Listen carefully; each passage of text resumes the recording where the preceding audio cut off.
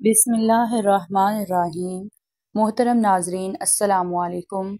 मैं आज इस वीडियो में हज़रत उम्मे अमारा का वाक़या बयान करूँगी। नाजरीन, वीडियो में आगे बढ़ने से पहले अगर आपने अभी तक इस चैनल को सब्सक्राइब नहीं किया या आप इस चैनल पर नए हैं तो हमारे चैनल इस्लामिक टॉक्स को सब्सक्राइब करें ताकि आने वाली तमाम वीडियोज़ आप तक पहुँच सकें। नाजरीन, हज़रत उम्मे अमारा उन अंसारी औरतों में से थीं जो शुरू में मुसलमान हुई। वो बैतुल उक़बा में भी शरीक थी। उन्होंने अक्सर लड़ाइयों में हिस्सा लिया था।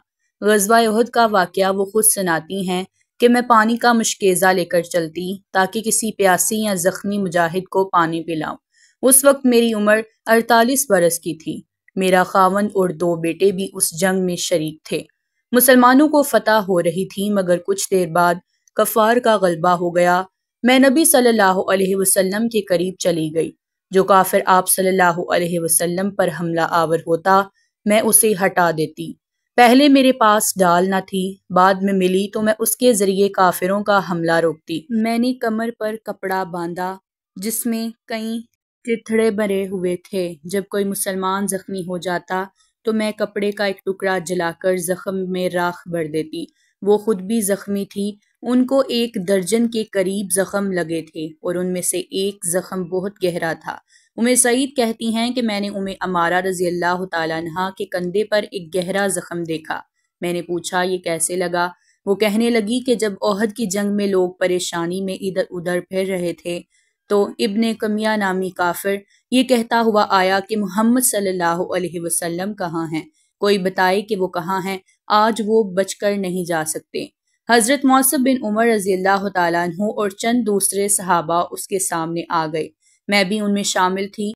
इब्ने कमिया ने मेरे कंधे पर वार किया। मैंने भी उस पर वार किए मगर चूंकि उसने दोहरी जरा पहन रखी थी इसलिए वो बच जाता था। मुझे जो जख्म लगा वो 1 साल तक ठीक नहीं हुआ। तो इस दौरान नबी सल्लल्लाहु अलैहि वसल्लम ने हमराउल असद की लड़ाई का ऐलान कर दिया। उम्मे अमारा भी उसमें जाने के लिए तैयार हो गई मगर जख्मी होने की वजह से शिरकत ना कर सकी। जब नबी सल्लल्लाहु अलैहि वसल्लम हमराउल असद से वापस आए तो सबसे पहले उम्मे अमारा की अयादत की और जब पता चला कि अफाका है तो बहुत खुश हुए। उम्मे अमारा रज़ी अल्लाह तआला अन्हा कहती हैं कि ग़ज़वा अहद में कफ़ार घोड़ों पर सवार थे और हम लोग पैदल थे। अगर वो भी पैदल होते तो फिर सही मुकाबला होता। जब कोई घोड़ा सवार मुझ पर वार करता तो मैं ढाल से हमला रोकती। फिर जब वो मुंह फेर कर मारता तो उस घोड़े की टांग पर हमला करती। जब उसकी टांग कटती तो वो भी गिरता और अपने साथ सवार को भी गिरा देता। सवार के गिरने पर नबी सल्लल्लाहु अलैहि वसल्लम मेरे बेटे को आवाज देकर मेरी मदद के लिए भेजते और हम दोनों मिलकर सवार का खात्मा कर देते।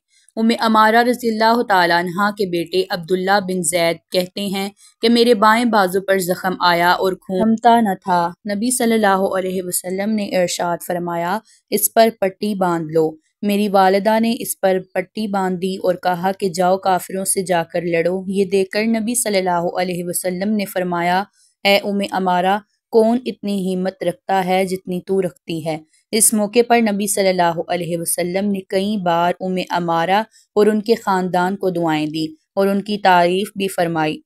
एक मौका पर एक काफिर सामने आया तो नबी सल्लल्लाहु अलैहि वसल्लम ने मुझे फरमाया कि यही है जिसने तेरे बेटे को जख्मी किया था। मैंने आगे बढ़कर उसकी पंडली पर वार किया जिससे वो जख्मी होकर एकदम नीचे बैठ गया।